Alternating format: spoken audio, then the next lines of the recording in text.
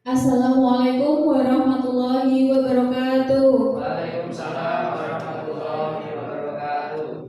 Ya, selamat siang Bapak Ibu semuanya. Siang, Bu. Ya, di sini saya akan memaparkan ya atau sekedar sharing dari apa yang sudah saya pelajari di modul 1.4 pada guru penggerak tentang budaya positif. Sebelum memulai acara pada siang hari ini, marilah kita buka acara pada hari ini dengan bacaan basmalah bersama-sama. Bismillahirrahmanirrahim.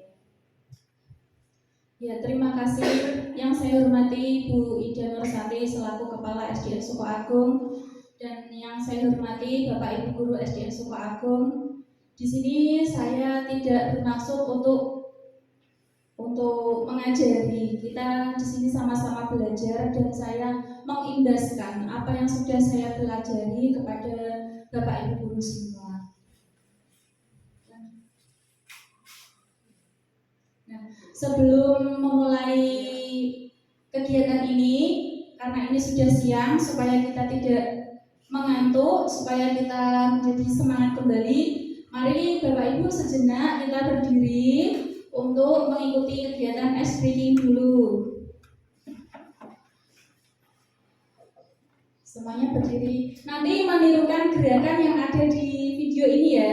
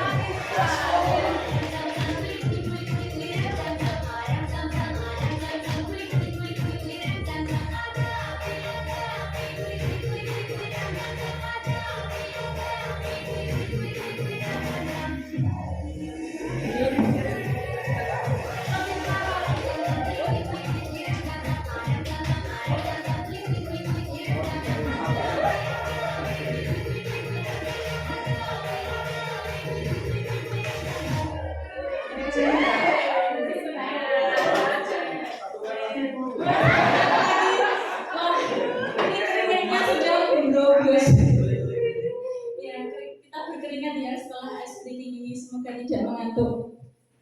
Lanjut, ya. Di sini saya akan menyampaikan konsep inti dari budaya positif. Budaya positif itu ada beberapa ya Bapak Ibu. Yang pertama, perubahan paradigma belajar. Saya masih ngos-ngosan. Yang kedua, disiplin positif, nilai-nilai kebajikan, kebutuhan dasar manusia, motivasi perilaku manusia, posisi kontrol guru, keyakinan kelas, dan segitiga restitusi. Yang pertama, pembelajaran dengan paradigma baru. Apa sih pembelajaran dengan paradigma baru ini? Yaitu pembelajaran yang menerapkan paradigma pembelajaran dengan paradigma baru, yaitu pembelajaran yang dirancang dengan prinsip pembelajaran berdiferensiasi sehingga para peserta didik belajar sesuai dengan kebutuhan berdasarkan tahap perkembangannya sesuai teori psikologi modern untuk mewujudkan profil pelajar Pancasila. Jadi di sini istilah baru dalam kurikulum merdeka yang kita kenal, yaitu dengan paradigmanya pembelajaran berdiferensiasi yang merujuk pada tujuan pembelajaran, yaitu terbentuknya profil pelajar Pancasila. Profil pelajar Pancasila sendiri itu ada berapa Bapak Ibu? Ada 6. Yang pertama, beriman bertakwa kepada Tuhan Yang Maha Esa. Yang kedua, berkebinekaan global. Yang ketiga, gotong royong. Ya, yang keempat, mandiri, kreatif, bernalar kritis. Kalau Bapak Ibu guru menyampaikan kepada anak, biasanya menggunakan lagu ya. Kita bisa nggak menyanyikan lagu profil pelajar Pancasila? Coba ya, kita nyanyi bersama-sama. 1, 2, 3.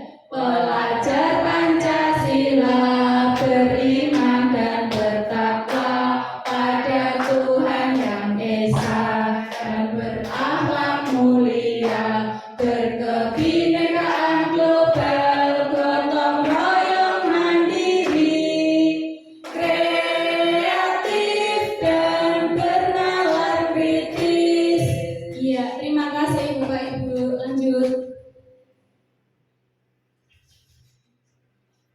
Miskonsepsi tentang teori kontrol.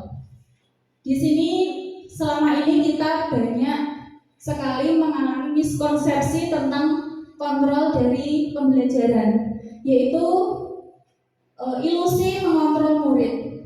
Selama ini guru itu mempunyai ilusi atau mempunyai pemikiran bahwa murid itu dapat dikontrol sesuai dengan harapan dan keinginan guru.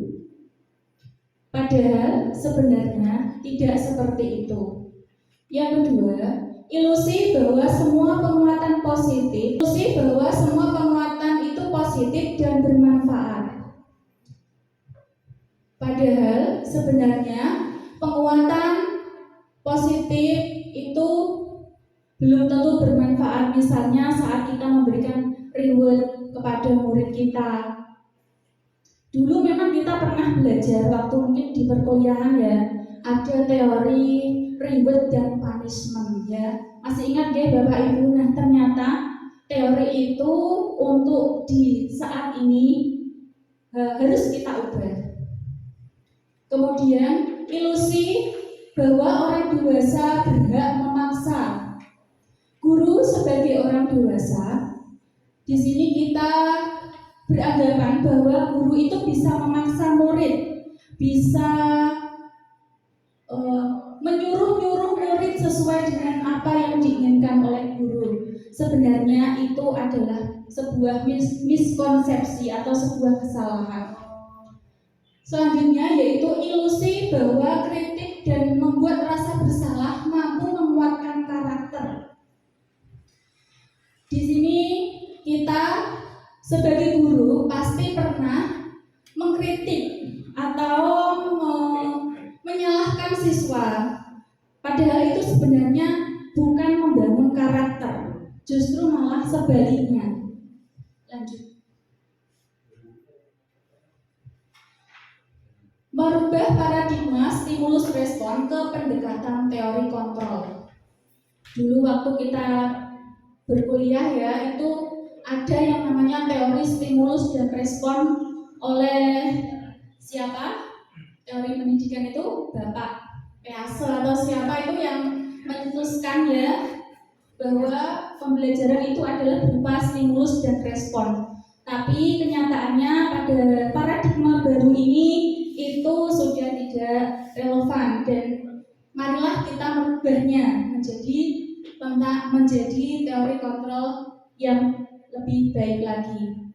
Stimulus respon tentang dunia, realitas, kebutuhan kita sama, padahal kebutuhan kita berbeda.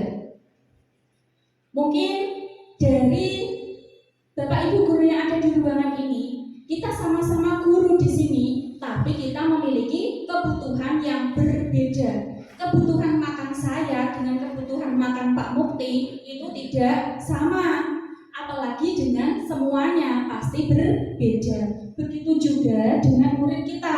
Murid kita itu kebutuhannya tidak sama, berbeda-beda. Selanjutnya, semua orang melihat hal yang sama.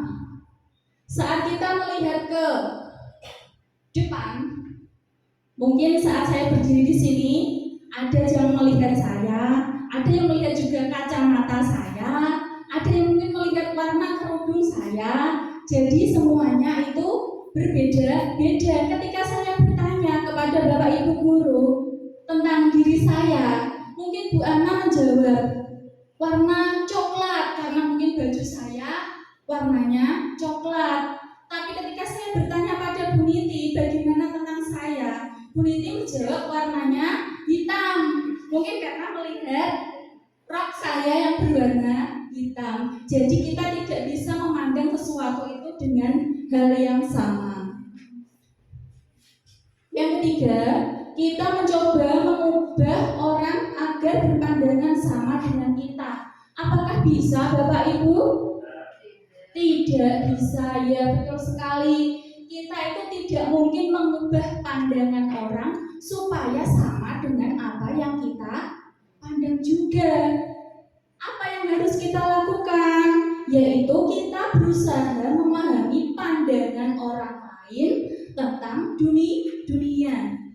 Begitu juga anak, kita tidak mungkin memaksakan anak mempunyai pandangan yang sama dengan kita, karena kita ini orang dewasa dan anak murid kita adalah seorang anak-anak. Pasti pemikirannya sangatlah berbeda jauh. Maka yang kita lakukan adalah kita berusaha memahami pandangan murid kita tentang dunia. Selanjutnya yaitu perilaku buruk dilihat sebagai suatu kesalahan. Jika kita melihat kesalahan pada orang lain, itu langsung kita cap sebagai dia itu buruk, dia itu salah. Apakah benar seperti itu Bapak Ibu? Tidak ya. Pada dasarnya semua perilaku itu memiliki tujuan. Misalnya pada hari ini ada seorang murid yang tidak memakai topi saat upacara. Nah, itu memang suatu kesalahan. Tapi sebagai guru kita harus tidak boleh langsung memberikan vonis sebuah kesalahan pada murid tersebut. Maka kita harus mengetahui tujuan dari murid itu, kenapa kok hari ini tidak memakai topi. Bisa jadi mungkin karena topinya hilang, atau bisa jadi mungkin hari itu ibunya tidak di rumah, jadi dia kesulitan mencari barang-barangnya. Selanjutnya, orang lain bisa mengontrol saya. Apakah benar kita bisa dikontrol oleh orang lain? Tidak ya. Jadi paradigma yang dulu itu tidak tepat. Sebenarnya adalah hanya saya yang bisa mengontrol diri saya sendiri.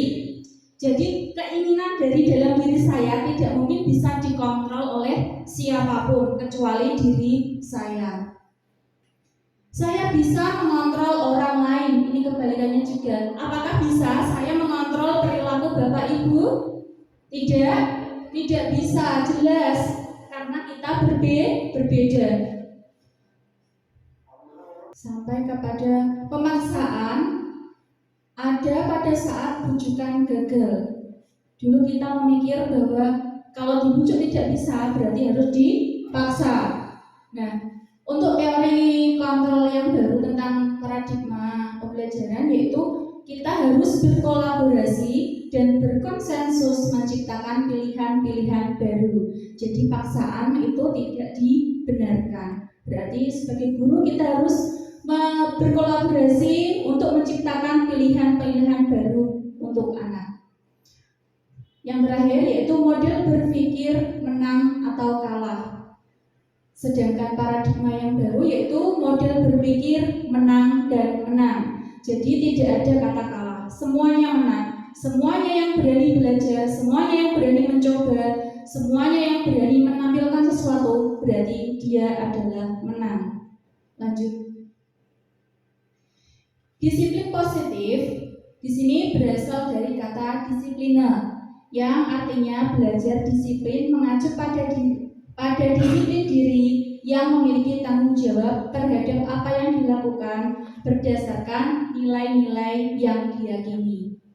Disiplin positif merupakan salah satu cara penerapan disiplin yang bertujuan untuk menumbuhkan kesadaran serta memberdayakan peserta didik tanpa imbalan, penghargaan, reward, ancaman, ataupun hukuman.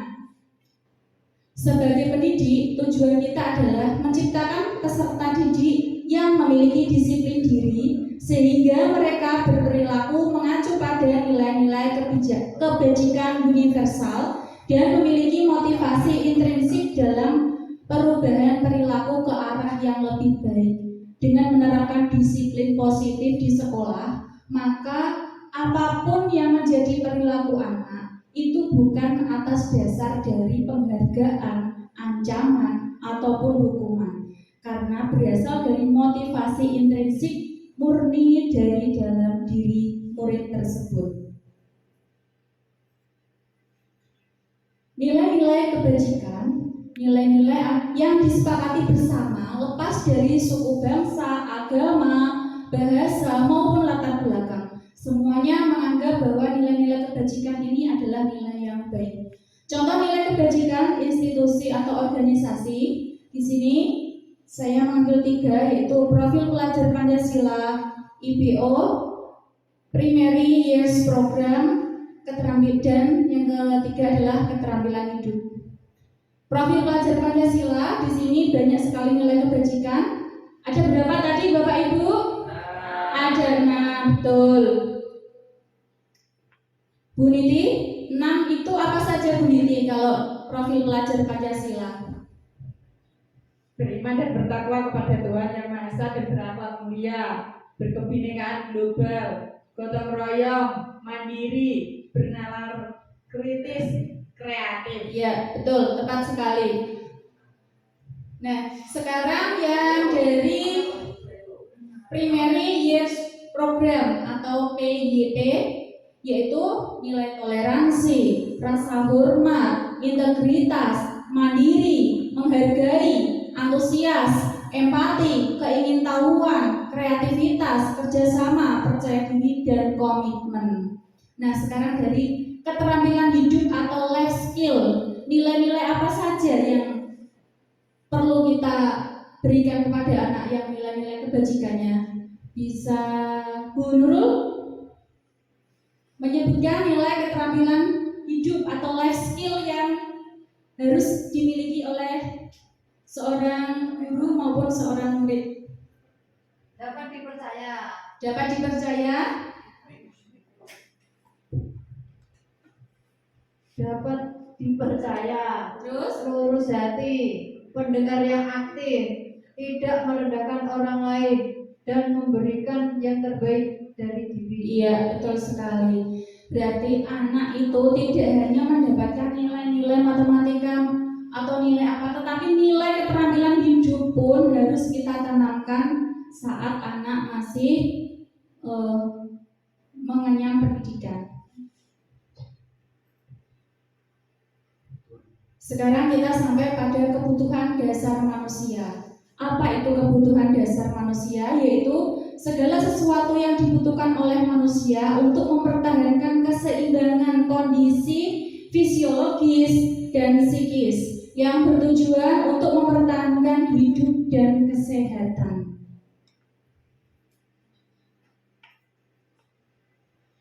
Ada 5 kebutuhan dasar manusia, yaitu bertahan hidup, kasih sayang, dan rasa diterima, penguasaan, kebebasan, dan kesenangan. Hal ini juga selain di modul 1.4, saya juga mempelajari tentang psikolog anak, yaitu dari Dr. Aisyah Dahlan juga menyebutkan bahwa anak itu mempunyai 5 baterai kasih sayang yang harus dipenuhi. Siapa yang memenuhi? ya kita sebagai guru, kita sebagai orang tua, kita harus memenuhi kelima kebutuhan dasar tersebut. Jika kita tidak bisa memenuhinya, maka apa yang terjadi jika orang tua ataupun guru tidak memenuhi kebutuhan dasar itu?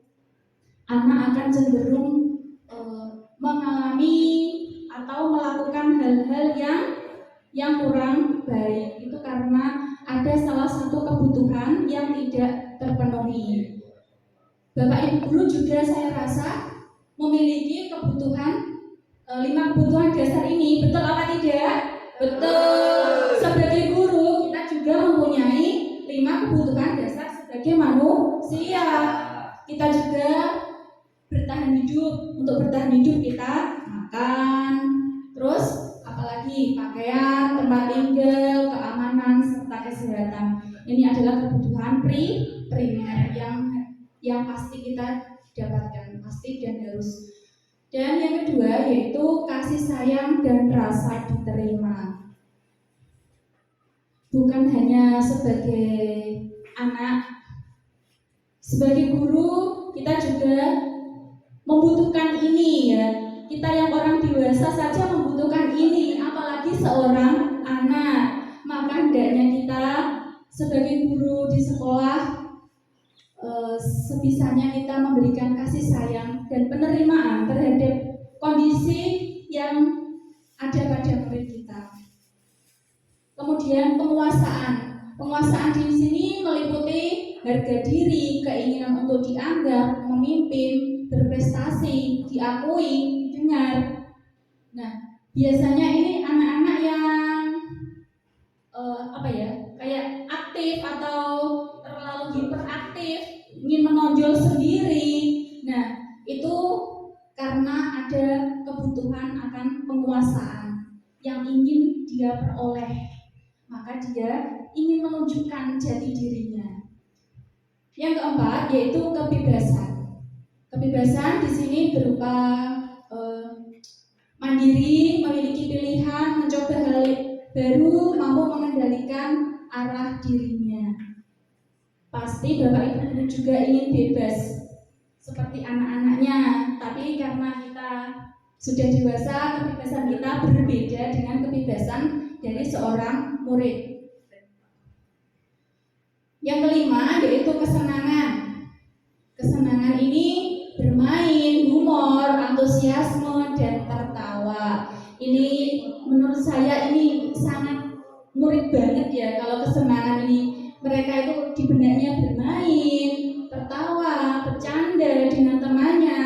Maka seharusnya memang ya itu dunia mereka, itu juga kebutuhan dasar dari mereka. Kita juga sebagai guru membutuhkan itu. Kadang kita di kantor juga sering humor, bercanda, tertawa ya. Tapi karena kita sudah manusia dewasa, jadi kita bisa membedakan tempat dan situasi. Selanjutnya yaitu motivasi perilaku manusia. Perilaku manusia itu ada 2 yang mendasari motivasinya. Yang pertama yaitu motivasi intrinsik dan yang kedua yaitu motivasi ekstrinsik. Untuk motivasi ekstrinsik ini untuk menghindari ketidaknyamanan atau hukuman. Biasanya orang-orang yang mendapatkan motivasi ini karena hanya ingin menghindari hukuman atau ketidaknyamanan. Selain itu juga untuk mendapatkan imbalan atau penghargaan dari orang lain. Motivasi ekstrinsik ini memang di awal terlihat menggebrak luar biasa. Tapi menurut saya atau menurut beberapa para ahli tentang motivasi ekstrinsik ini tidak akan bisa bertahan lama. Sedangkan motivasi intrinsik yaitu untuk menjadi orang yang mereka inginkan dan menghargai diri sendiri dengan nilai-nilai yang mereka percaya. Nah, ini motivasi intrinsik inilah yang harus kita terus kembangkan dalam budaya positif. Konsep disiplin dengan identitas gagal. Konsep disiplin ini juga ada yang menyebutnya sebagai identitas gagal jika apa? Jika ada hukuman dan penghargaan. Hukuman, apa sih hukuman itu? Hukuman itu adalah perilaku yang membuat murid kita apa? Merasa tersakiti, tidak nyaman, murid takut, bersifat memaksa, sehingga menyebabkan murid tidak berani mengungkapkan apa yang dialaminya, cenderung menyembunyikan kesalahan. Murid juga menjadi rendah diri, minder, tidak percaya diri lagi. Selanjutnya penghargaan.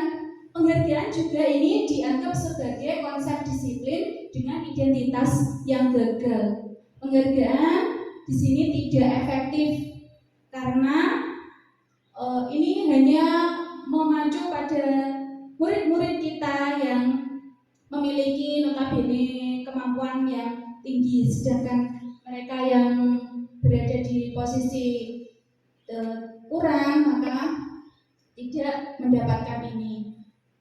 Kemudian merusak hubungan, yaitu menimbulkan sifat iri.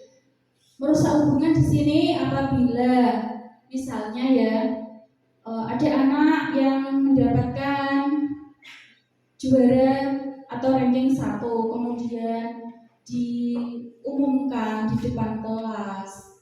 Kemudian ada juga yang mengumumkan nilai rapotnya, nilai rankingnya sampai nilai yang akhir. Nah, kemudian yang ranking 1 diberikan hadiah, diberikan aplaus, tepuk tangan. Memang orang tuanya bangga sekali pasti.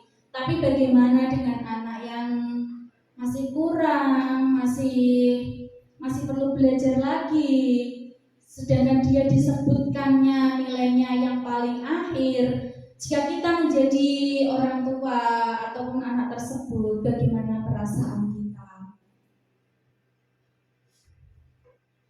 Mematikan kreativitas. Mematikan kreativitas ini bagi mereka yang sudah terbiasa mendapatkan penghargaan, mereka sudah gampang, aku pernah dapat ini kecil lah, akan menyepelekan. Kemudian menghukum dengan sistem ranking yang tadi sudah saya singgung ya. Terus merampas hak menghargai dirinya. Konsep disiplin dengan identitas sukses. Nah, sekarang kita akan mempelajari tentang identitas sukses, yaitu berupa konsekuensi dan restitusi. Konsekuensi ini konsep disiplin yang baik, walaupun masih jangka pendek. Penguatannya jangka pendek, perlu monitoring berkelanjutan, stimulus sehingga menghasilkan respon, jadi masih perlu dipancing lah istilahnya. Kemudian murid menghormati peraturan, kehilangan waktu untuk merenungi kesalahan.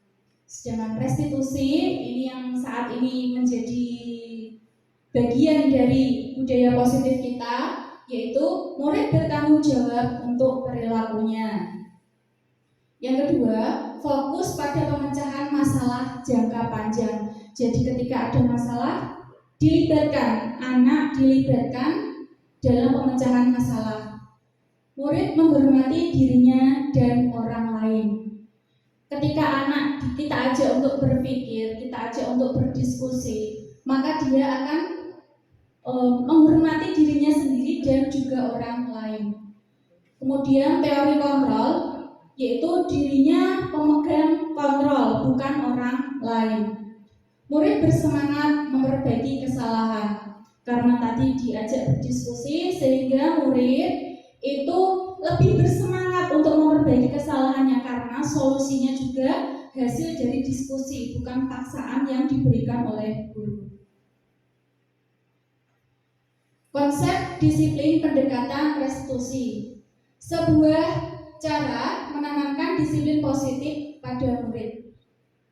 Yang pertama itu kita belajar dulu untuk pengertian restitusi. Apa itu restitusi? Yaitu proses menciptakan kondisi kondisi bagi murid untuk memperbaiki kesalahan mereka, sehingga mereka bisa kembali pada kelompok mereka dengan karakter yang lebih kuat. Dengan ciri-ciri bukan untuk menebus kesalahan, namun untuk belajar dari kesalahan. Yang kedua, memperbaiki hubungan. Di sini hubungan siapa? Ya hubungan semuanya yang pada waktu itu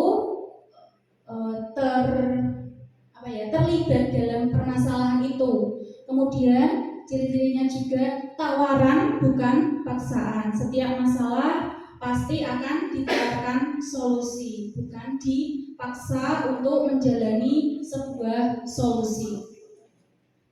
Restitusi menuntun untuk melihat ke dalam diri. Istilahnya seperti kita merefleksi, mengingat kembali apa yang sudah saya perbuat, apa yang seharusnya saya lakukan, dan apa yang harus saya lakukan untuk memperbaiki kesalahan. Restitusi fokus pada karakter, bukan tindakan. Jadi di sini memang sulit ya Bapak Ibu, bukan sulit tapi butuh waktu yang sangat lama untuk karakter itu, memperbaiki karakter itu sangat lama ya. Jadi di sini untuk restitusi itu hasilnya itu tidak bisa instan. Restitusi fokus pada solusi. Restitusi mengembalikan murid yang berbuat salah pada kelompoknya. Ketika anak sudah menjalani restitusi, maka sudah selayaknya anak kita kembalikan kepada kelompoknya. Mereka juga berhak untuk menjadi satu atau berkumpul lagi dengan temannya walaupun sudah melakukan kesalahan. Nah, tadi kita sudah tahu hukuman, konsekuensi, dan restitusi. Di sini ada satu kasus, yaitu siswa sering tidak mengerjakan PR. Nah, jika kita sebagai guru itu menghukum, maka siswa tersebut akan merasa marah dan juga takut, tapi kemarahannya itu tidak bisa diluapkan sehingga dipendam di dalam hati, entah itu nanti akan menjadi dendam atau menjadi amarah yang akan lebih buruk lagi di kemudian hari. Kemudian untuk konsekuensi, di sini guru biasanya ini juga pernah kita lakukan ini, guru memberikan konsekuensi untuk mengerjakan PR-nya saat istirahat atau mengerjakannya sebanyak 3 kali lipat. Iya Bapak Ibu, dulu saya sebelum mempelajari modul positif ini, saya juga pernah menerapkan ini, konsekuensi ini, karena saya saking keselnya anak tidak mengerjakan tugas, anak malas, bukunya tidak pernah dibawa, maka saya pernah menerapkan konsekuensi, yaitu dengan menuliskannya menjadi 3 kali lipat. Guru di sini bersifat tegas dan siswa menghormati peraturan. Namun konsekuensi ini masih ada yang lebih baik, yaitu dengan menggunakan restitusi. Yaitu guru menanyakan keyakinan kelas atau dirinya dan membantu siswa menyelesaikan masalahnya. Guru terbuka dan siswa menghormati dirinya dan orang lain. Jadi saat anak tidak mengerjakan PR, maka sebagai guru kita harus menanyakan pada anak tersebut tentang keyakinan kelas. Kita akan menggali pertanyaan penyebabnya apa, kemudian kita cari solusinya bersama-sama, sehingga dengan begitu anak juga merasa terhormat atau dihormati oleh gurunya. Begitu juga nanti sebaliknya, anak akan menghormati guru. Perbedaan hukuman, konsekuensi, dan restitusi. Hukuman di sini terjadi itu tidak terencana atau secara tiba-tiba. Misalnya, Pak Mukti waktu pelajaran olahraga ada anak yang tidak memakai kaos olahraga, maka Pak Mukti memberikan hukuman, kamu keliling lapangan. Nah, itu termasuk hukuman. Karena apa? Pak Mukti tidak menanyakan dulu kenapa kok begitu tidak pakai baju olahraga. Harusnya adanya diskusi dan tidak berbuat yang menimbulkan anak tidak nyaman, anak merasa tertekan. Saat tiba-tiba disuruh lari keliling lapangan, pasti anak itu akan tertekan. Murid tidak tahu apa yang terjadi dan atau tidak dilibatkan dalam mencari solusi masalahnya. Kemudian bersifat satu arah berupa hukuman fisik maupun psikis. Hukuman tidak hanya berkeliling lapangan ya Bapak Ibu. Misalnya saat kita mengalami kejadian kadang di kelas itu memang menguras emosi dan kesabaran kita. Kadang kata-kata kita itu juga bisa termasuk dari hukuman. Selanjutnya yaitu konsekuensi. Kalau konsekuensi ini biasanya terencana atau disepakati sesuai dengan peraturan. Dan konsekuensi juga biasanya masih berhubungan dengan kesalahan yang dibuat oleh murid tersebut. Misalnya dengan mencoret-coret meja di kelas dicoret-coret pakai tip F, pakai pulpen. Itu kan suatu kesalahan. Tapi jika kita menerapkan konsekuensi dalam kehidupan sehari-hari, maka anak itu apa konsekuensinya? Membersihkan meja. Itu bukan hukuman, itu konsekuensi. Ada hubungannya. Dia melakukan kesalahannya mencoret meja, maka dia juga yang membersihkan meja. Restitusi, proses menciptakan kondisi bagi murid untuk memperbaiki kesalahan. Proses kolaboratif yang mengajarkan murid untuk mencari solusi sendiri. Dengan menerapkan restitusi ini, guru dan murid merupakan satu kolaboratif yang mampu menciptakan disiplin positif dari dalam dirinya sendiri. Nah, sekarang kita main tebak-tebakan dulu ya. Siap Bapak Ibu? Siap. Ya. Yang pertama, siapa yang mau menjawab yang pertama? Lari mengelilingi lapangan. Pak Mukti karena guru olahraga. Monggo Pak Mukti. Lari mengelilingi lapangan karena datang terlambat, termasuk Hukuman, konsekuensi apa restitusi? konsekuensi, Bu. Pak Mukti menjawabnya konsekuensi. Apakah benar Bapak Ibu? Kurang tepat, Bu. Kurang tepat ya. Pak Heri bisa menjelaskan kenapa kok konsekuensi tidak tepat?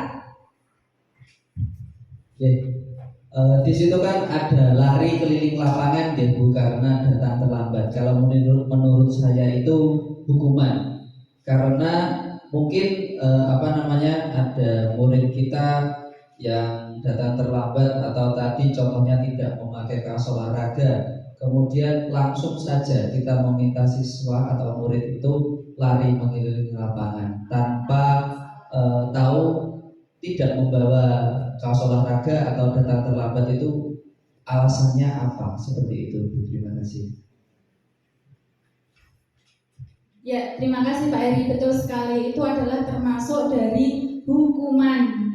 Sekarang yang kedua, membersihkan coretan yang dibuat di meja kelas. Silahkan Bu Nurul ya. Untuk yang kedua ya Bu, Ya, yang kedua. membersihkan coretan yang dibuatnya di meja kelas.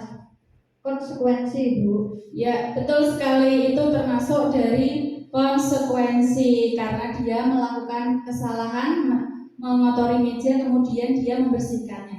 Jadi seperti hukuman tapi masih berhubungan dengan kesalahannya, itu adalah konsekuensi.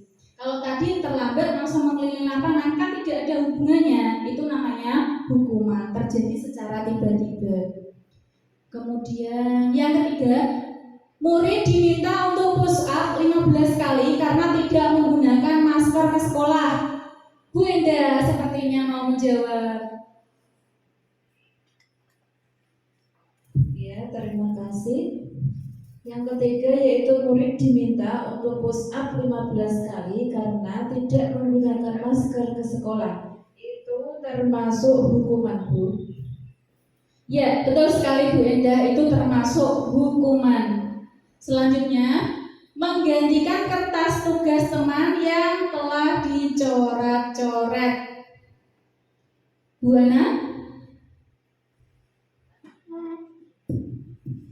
Untuk yang keempat, menggantikan kertas tugas teman yang telah dicoret-coret. Itu masuknya konsekuensi. Ya, betul sekali, itu konsekuensi karena mengganti kertas yang dicoret itu adalah masih berhubungan dengan kesalahan yang dibuatnya. Kemudian berdiri di depan kelas dengan satu kaki karena tidak bisa menjawab pertanyaan. Pak Kamit, monggo. Ya, terima kasih. Yang keenam, berdiri di depan kelas dengan satu kaki karena tidak bisa menjawab pertanyaan. Termasuk hukuman, Bu. Ya, betul sekali. Termasuk hukuman. Lanjut. Nah, sebagai guru kita itu memiliki 5 posisi kontrol restitusi. Yang pertama, sebagai penghukum, pemantau, pembuat rasa bersalah, teman, dan manajer. Kalau Bapak Ibu guru berada di posisi yang mana? Pembuku, pemantau, hampir semuanya, Bu. Hampir semuanya pernah. Bagaimana Bu Niti? Sama, Bu. Semuanya pernah saya lakukan. Bu Niti juga pernah menjadi menempati 5 posisi kontrol dalam restitusi. Nah, di sini contoh penerapan 5 posisi kontrol restitusi. Saat ada kasus, siswa tidak memakai atribut lengkap saat upacara bendera. Jika kita memposisikan diri sebagai penghukum, maka kita akan langsung menjudge atau memberikan statement pada anak, patuhi aturan sekolah, lalu berdiri di depan barisan. Itu adalah contoh dari posisi guru yang sebagai penghukum.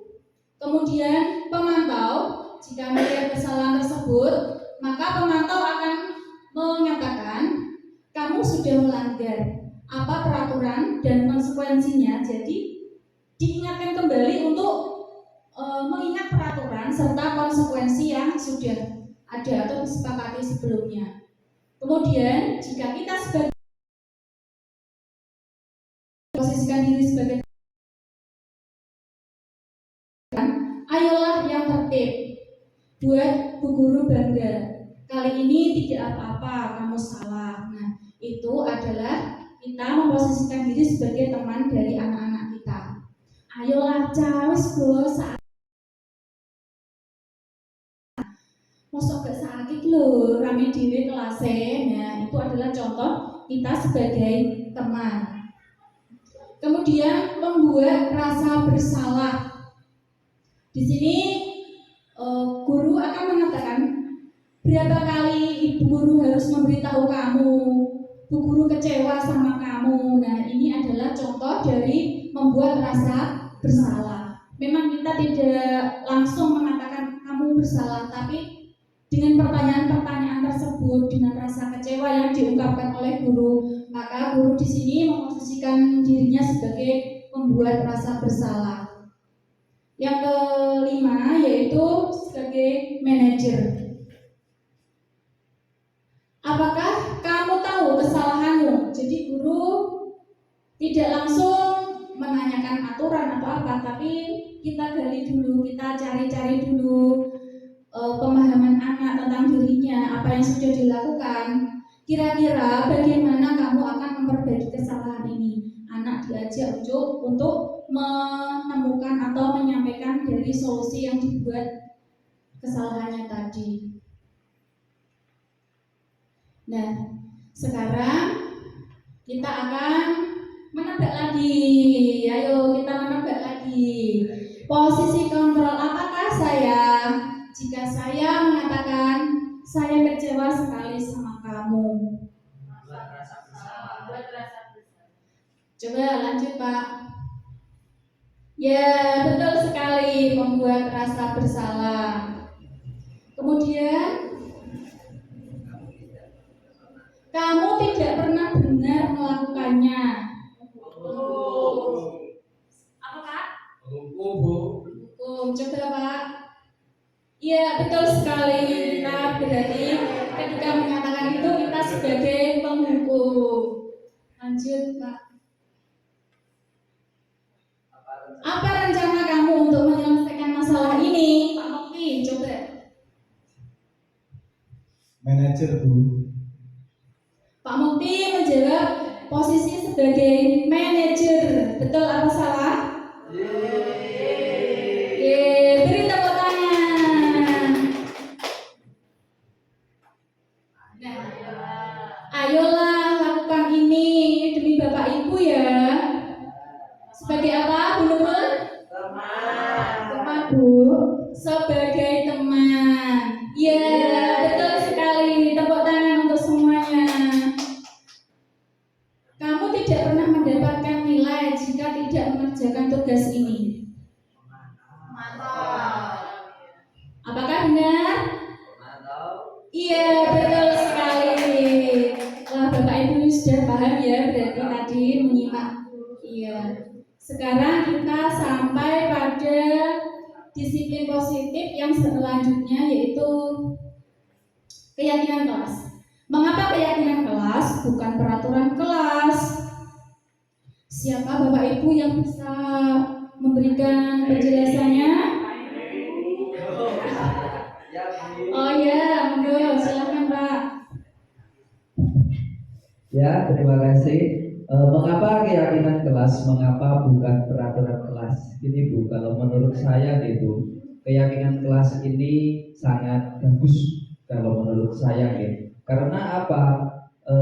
Di dalamnya itu ketika kita membuat keyakinan kelas, pastinya ada murid itu dan gurunya juga, di mana kita saling berkolaborasi. Peraturan-peraturan yang ada kita buat ke kalimat yang lebih positif, kemudian kita menyepakati bersama, terjadi kesepakatan antara murid dan guru itu sendiri, dan kemudian keyakinan kelas itu kita tempelkan di kelas masing-masing. Seperti itu. Terima kasih.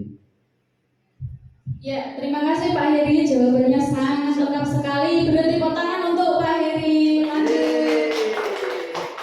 Memang betul ya, keyakinan kelas itu adalah semacam peraturan yang kita buat sendiri, kita sepakati sendiri, kemudian kita taati sendiri, dan kita simpan sendiri juga di dalam kelas kita. Mengapa keyakinan kelas? Mengapa tidak peraturan kelas saja? Mengapa kita memiliki peraturan tentang penggunaan helm pada saat mengendarai kendaraan roda 2 atau motor? Agar tidak ditilang Bu. Agar tidak ditilang, agar keselamatan, agar jaga keselamatannya. Nah, itu kira-kira yang paling tepat itu apa? Untuk menjaga keselamatan. Iya.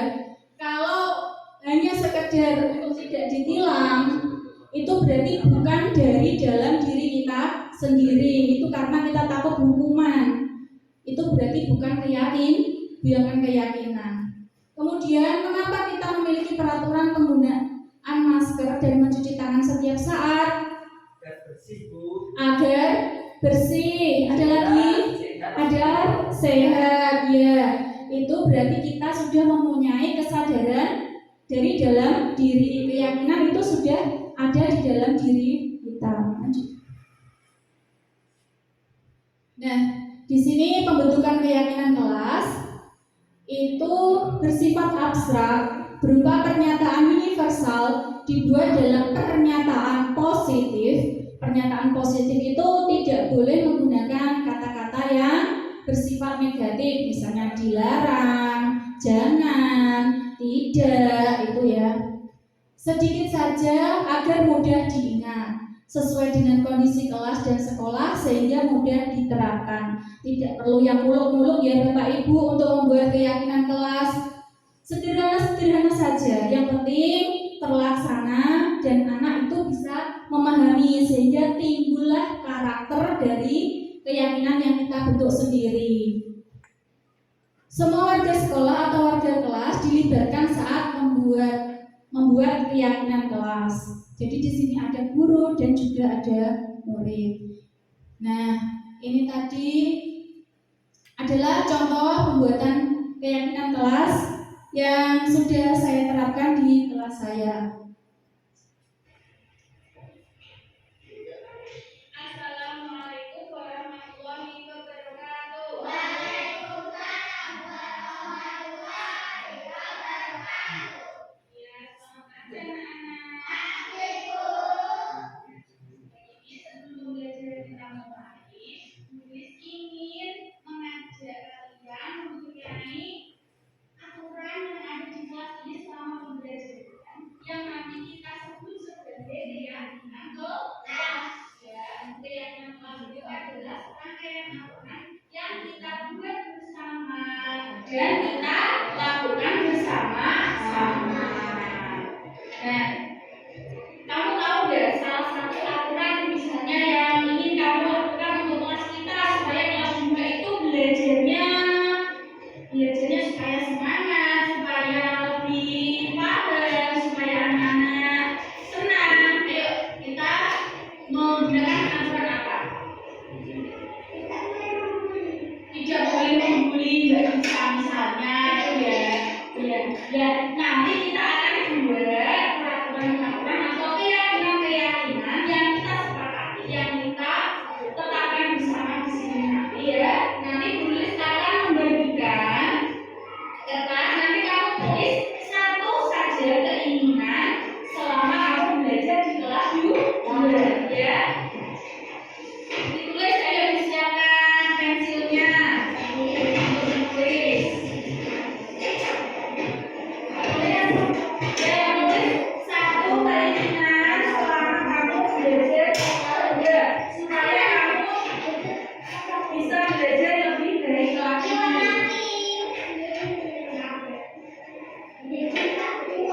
Ya, yang sudah dapat kertas silakan ditulis ya.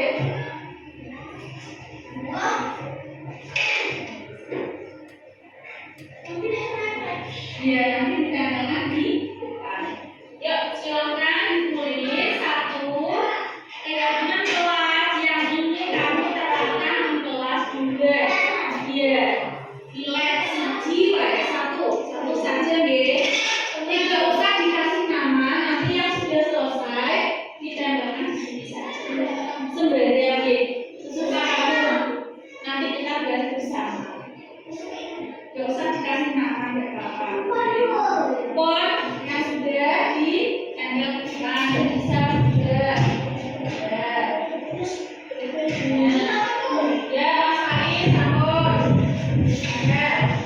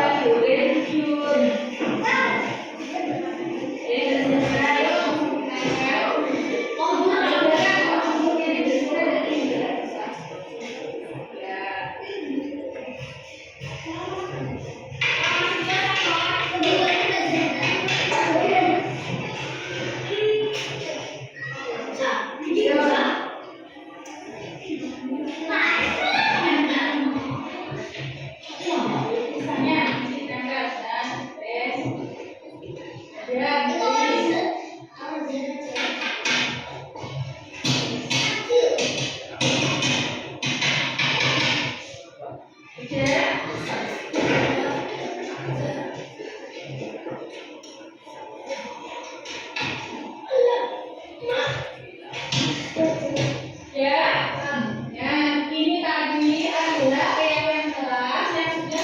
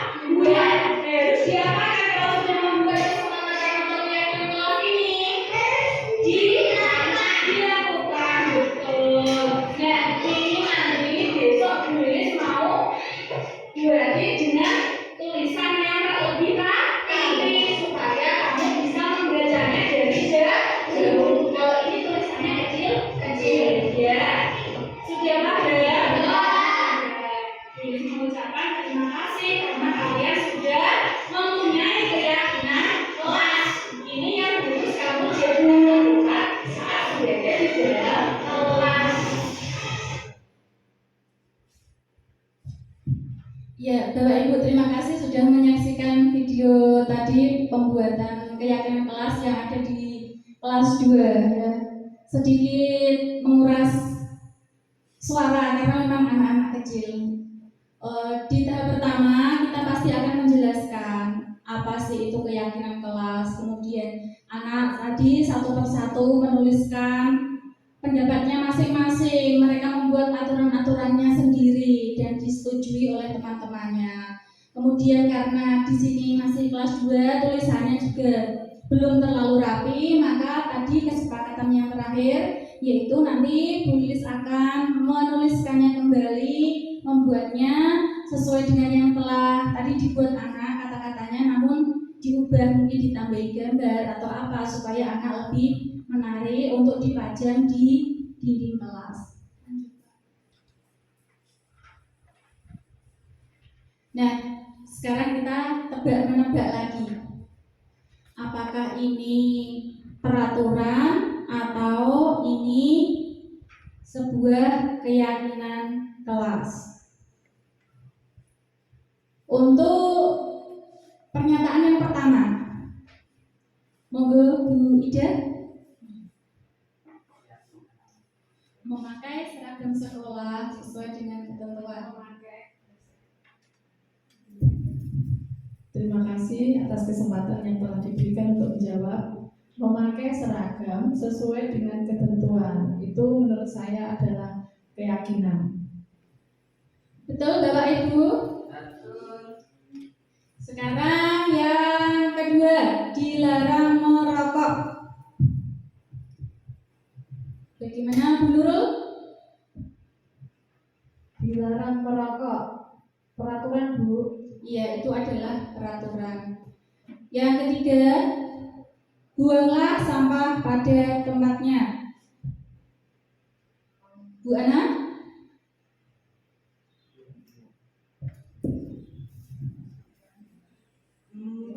Buanglah sampah pada tempatnya masuk pada peraturan Bu. Ya, betul sekali, itu adalah peraturan.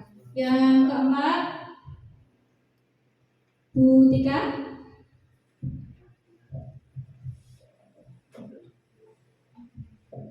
Aktif dalam pembelajaran termasuk keyakinan kelas. Iya, betul sekali, itu adalah keyakinan kelas. Kemudian yang kelima, Pak Mukti?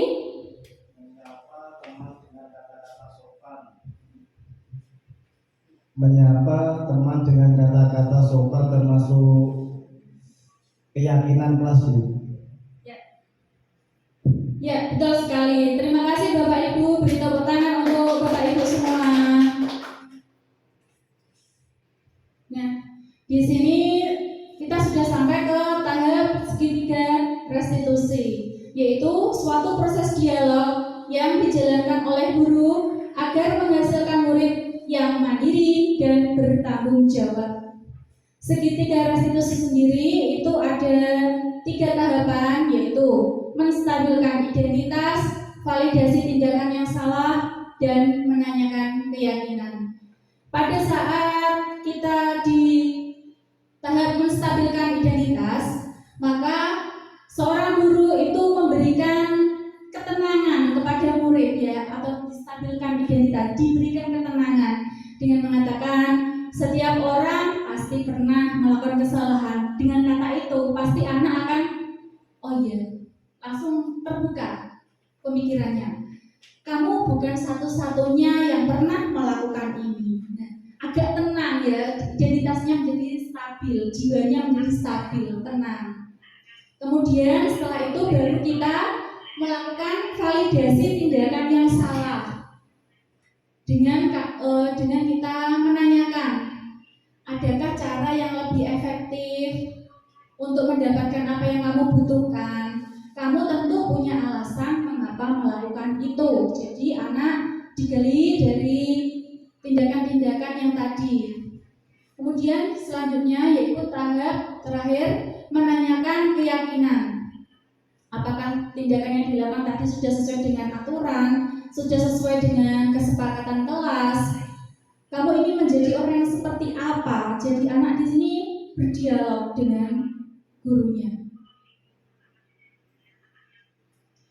Segitiga restitusi di sini di tahap menstabilkan identitas berdasarkan prinsip membuat kesalahan adalah bagian dari proses pembelajaran.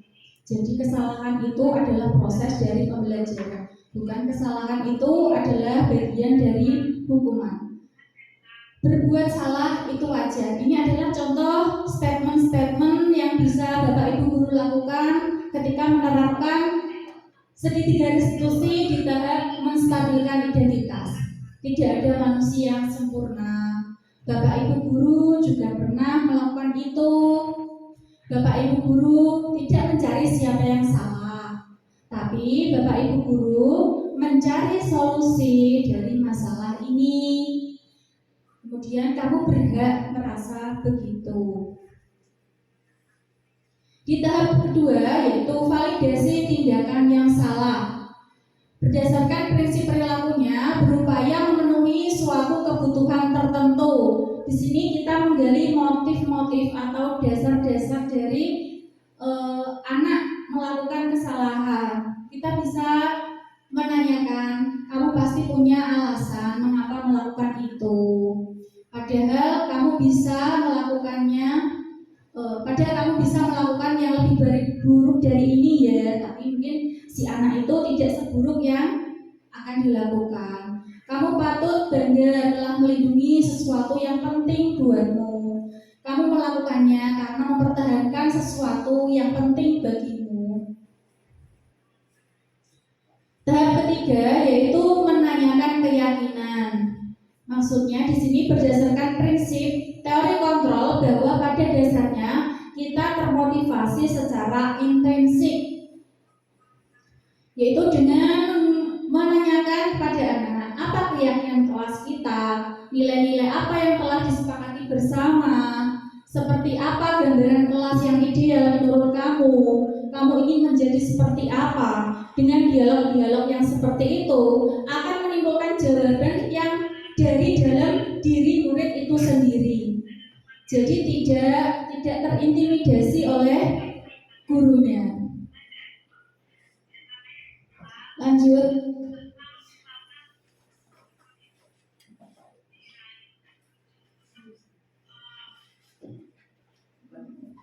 Lanjut, Pak. Nah, di sini saya akan mencontohkan penerapan segitiga restitusi yang kemarin saya terapkan di kelas juga bersama murid saya. Tolong videonya di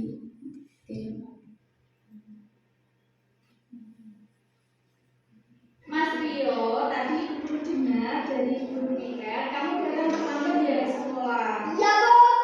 Sudah berapa kali kamu terlambat? Sudah 3 kali. Itu suatu kesalahan atau bukan? Iya, Bu. Mas Rio, tadi guru dengar dari guru tiket, kamu datang terlambat ya ke sekolah? Iya, Bu. Sudah berapa kali kamu terlambat? Sudah 3 kali. Itu suatu kesalahan atau bukan? Iya, Bu. Ya, Mas Rio tadi sudah berbuat kesalahan. Sebagai manusia itu wajar, tapi kita harus bisa belajar dari kesalahan tersebut dan bersedia memperbaikinya. Setuju? Setuju. Kamu datang terlambat pasti punya alasan. Kenapa kamu datang terlambat? Saya main sampai malam. Kamu tahu keyakinan kelas kita yang sudah kita sepakati? Tahu. Kalau kamu tahu, datang terlambat ke sekolah itu tidak sesuai dengan keyakinan kelas yang kita sepakati. Tidak.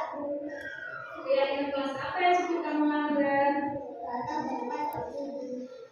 Iya, datang tepat waktu. Menurut kamu datang ke sekolah tepat waktu itu penting apa tidak? Iya, tidak dalam pelajaran sekali. Selain itu, kita harus menghargai waktu. Nanti tugas kita akan menunggu dan tidak selesai. Ya, Mas Rio, sikap yang sudah sangat baik. Yaitu dengan kamu meminta maaf sekarang. Apa yang kamu lakukan untuk memperbaiki kesalahan kamu? Saya tidak main sampai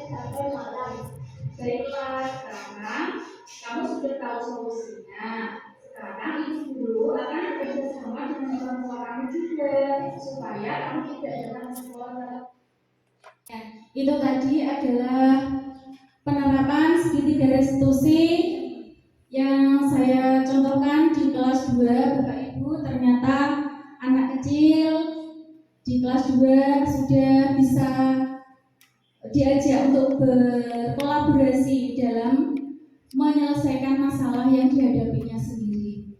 Nah, dengan tadi video dari segitiga restitusi, maka di sini saya akan menyampaikan kesimpulan atau penutup, yaitu dalam penerapan program disiplin positif, hendaknya guru memiliki standar kepribadian profesional dan sosial yang baik, di mana guru dapat merefleksikannya diri sebagai among atau sebagai manajer dan menuntun murid-muridnya menjadi insan yang mandiri, merdeka, dan bertanggung jawab. Itu adalah standar nasional pendidikan kita. Nah, mungkin dari apa yang sudah saya tadi paparkan, yang sudah saya sharingkan dengan Bapak Ibu, ada hal yang masih ingin ditanyakan, masih kurang jelas, saya persilahkan untuk Bapak Ibu yang mau bertanya. Ya, terima kasih Bu Lilis atas waktunya. Di sini saya ingin bertanya ya Bu ya. Ketika saya melaksanakan tadi segitiga restitusi, apakah saya bisa membolak-balik atau tidak urut dalam pelaksanaannya dari tahap-tahap tadi segitiga restitusi? Itu saja ya Bu, terima kasih. Ya, terima kasih Pak Heri atas pertanyaannya. Untuk melaksanakan atau menerapkan segitiga restitusi, Pak Heri tadi apakah harus urut sesuai dengan step-stepnya, menstabilkan identitas, validasi tindakan kesalahan, dan menanyakan keyakinan. Menurut saya tidak harus urut, tapi sebaiknya memang harus urut agar kita mendapatkan jawaban yang urut juga dari anak. Kronologinya lebih jelas Pak kalau kita urut ya, step by step itu akan memperjelas kita dalam menentukan solusi juga. Gak mungkin kita tanyakan di keyakinan dulu, padahal keyakinan di situ kan harus kita urai dulu permasalahannya apa, seperti apa. Jadi memang sebaiknya harus urut, walaupun itu bentuknya segitiga, sebaiknya urut. Begitu Pak Heri. Mungkin Bapak Ibu guru yang lain juga mau bertanya. Saya persilahkan untuk bertanya.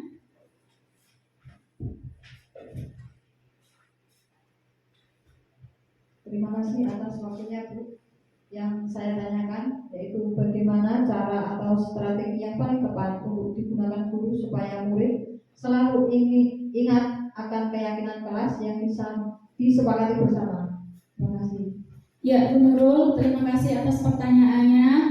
Menurut saya, supaya anak itu mudah mengingat keyakinan yang sudah dibuat, itu kita tidak perlu muluk-muluk, tidak perlu banyak kata, terutama untuk anak-anak yang kelas kecil. Tidak perlu banyak, kata-katanya dibuat lebih singkat, lebih padat, supaya gampang dipahami. Selain itu, jumlahnya juga tidak usah terlalu banyak, yang penting bisa terrealisasi. Kemudian cara selanjutnya yaitu kita bisa membuatnya menjadi dalam bentuk gambar, menjadi dalam bentuk poster, sehingga anak itu senang ketika melihat keyakinan kelasnya itu senang, sehingga setiap hari malah mungkin dibaca, akan menjadi pengingatnya secara otomatis. Begitu. Ada lagi yang mau bertanya? Sudah, ya. Setelah kita mempelajari atau kita sharing tadi di modul 1.4, maka bolehlah kita melakukan refleksi sejenak tentang apa yang sudah kita pelajari pada kegiatan pada siang hari ini. Ceritakan pengalaman atau peristiwa apa saja yang terjadi saat mengikuti kegiatan ini. Monggo Bapak Ibu yang ingin menyampaikan pengalaman atau peristiwa yang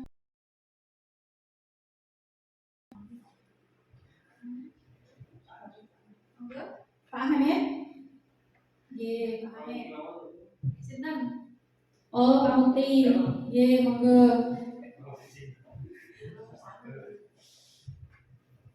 Ya, terima kasih.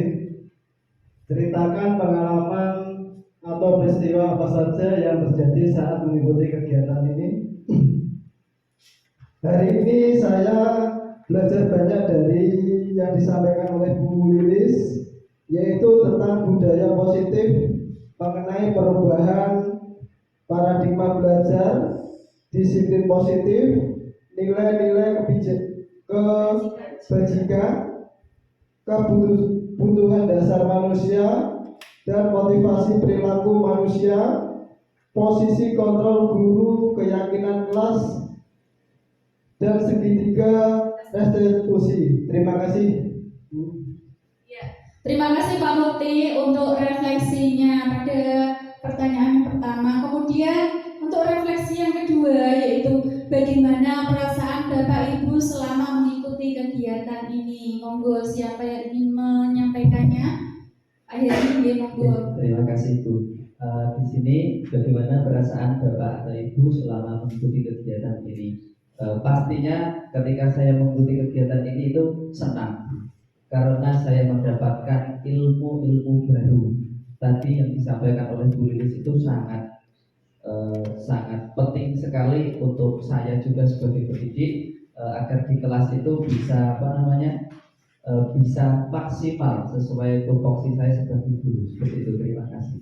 Iya, bagus sekali dari Pak Heri. Refleksi yang ketiga, monggo siapa yang mau menyampaikannya? Bu Niti, nggih, monggo Bu Niti.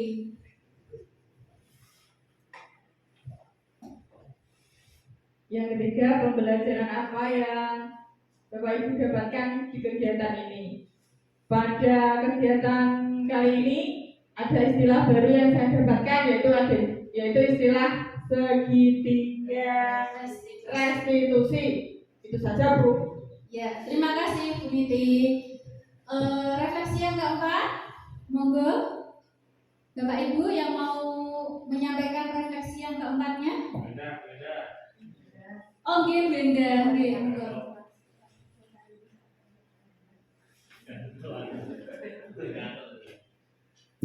Ya, terima kasih. Yang keempat yaitu apa tindakan yang akan Bapak Ibu lakukan setelah kegiatan ini? Ya, saya akan membuat keyakinan kelas bersama murid-murid saya.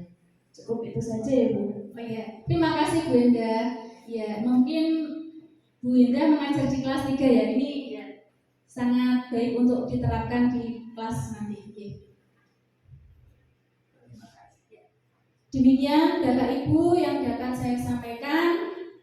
Saya mohon maaf jika ada kekhilafan atau tutur kata yang kurang berkenan. Kebenaran itu milik Allah, sedangkan kesalahan itu milik saya. Wabillahi taufiq wal hidayah. Wassalamualaikum warahmatullahi wabarakatuh.